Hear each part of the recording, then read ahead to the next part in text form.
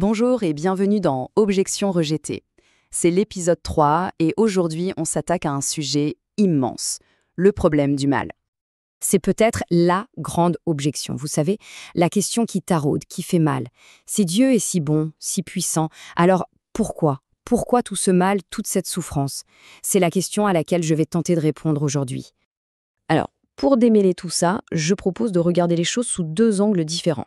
D'abord, on va remonter le temps, vraiment au tout début, avec l'approche théologique.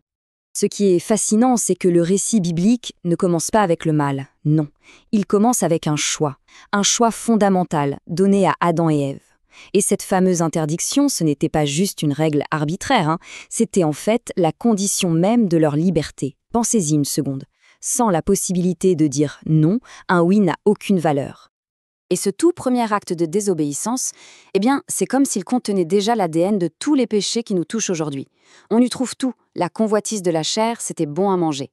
La convoitise des yeux, agréable à la vue. Et l'orgueil de la vie, précieux pour ouvrir l'intelligence. Finalement, quand on y réfléchit, ces trois moteurs sont à l'origine de la plupart de nos difficultés, personnelles comme collectives. Et les conséquences de ce choix, elles sont cosmiques. Ce n'est pas une petite erreur, c'est une véritable fracture qui s'est produite. Pas seulement entre Dieu et l'humanité, mais dans le tissu même de la création. Le texte de la Genèse est très clair là-dessus. Même le sol, la terre elle-même, a été maudite. Tout ça nous amène à un concept que les théologiens appellent la dépravation humaine. Bon, le mot peut faire un peu peur, je sais, mais l'idée derrière est assez simple. Ça veut dire que le péché, ce n'est pas juste une série de mauvaises actions. C'est plus profond. C'est une condition, une inclinaison avec laquelle on est tous. Pour vraiment saisir ce que ça veut dire concrètement, j'aimerais partager quelque chose qui m'a bouleversée. J'étais au Rwanda, au mémorial du génocide, et là, le guide nous a dit quelque chose que je n'oublierai jamais. Ces mots, ils illustrent de façon terrifiante à quel point le mal peut s'enraciner facilement dans le cœur d'une personne. Et c'est là qu'on arrive au cœur du sujet, vraiment la pièce maîtresse de tout ce puzzle, le concept qui, pour moi, éclaire tout le reste, le libre arbitre. Je suis convaincue que le libre arbitre, c'est le plus grand cadeau que Dieu nous ait fait, juste après le salut, bien sûr. Parce que sans lui, tous les grands mots, amour, bonté, justice, ils ne veulent plus rien dire, ils deviennent creux. Pour vraiment comprendre ça, faisons une petite expérience de pensée. Imaginons un monde sans libre arbitre. On serait quoi? Des robots? Des automates programmés pour faire le bien. C'est sûr, il n'y aurait pas de mal, mais il n'y aurait pas d'amour non plus. Pas de véritable amour. Juste une obéissance mécanique. Le risque du mal, en fait, c'est la condition pour que l'amour authentique soit possible. Voilà pour l'angle théologique.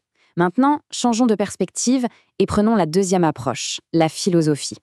Elle va nous aider à y voir plus clair en classant les différents types de mal qu'on observe autour de nous. En philosophie, on fait une distinction vraiment importante. Il y a ce qu'on appelle le mal moral.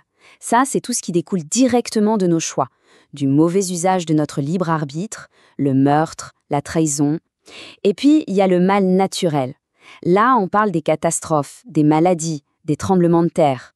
Ça ne vient pas d'un choix humain direct, mais c'est une conséquence de cette cassure originelle dans la création. Ce mal naturel est donc une conséquence directe de la chute. C'est comme si l'univers tout entier était entré dans un cycle de désordre. L'apôtre Paul a une image absolument saisissante pour ça. Il dit que la création tout entière soupire et souffre les douleurs de l'enfantement, dans l'attente douloureuse d'une libération, d'une rédemption. Bon, maintenant qu'on a posé ce cadre, la question c'est qu'est-ce que ça vaut par rapport à d'autres manières d'expliquer le mal et la souffrance? Et c'est là, je trouve, que cette explication devient vraiment puissante. Surtout quand on la compare à une vision purement matérialiste, comme celle de Richard Dawkins. Si l'univers n'est qu'indifférence impitoyable, alors notre révolte face au mal n'a aucun sens.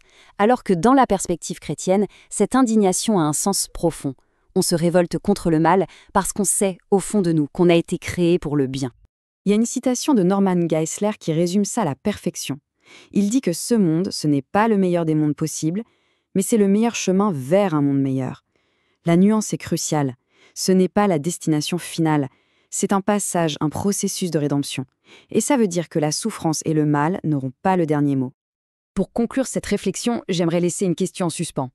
Est-ce que le jeu en vaut la chandelle?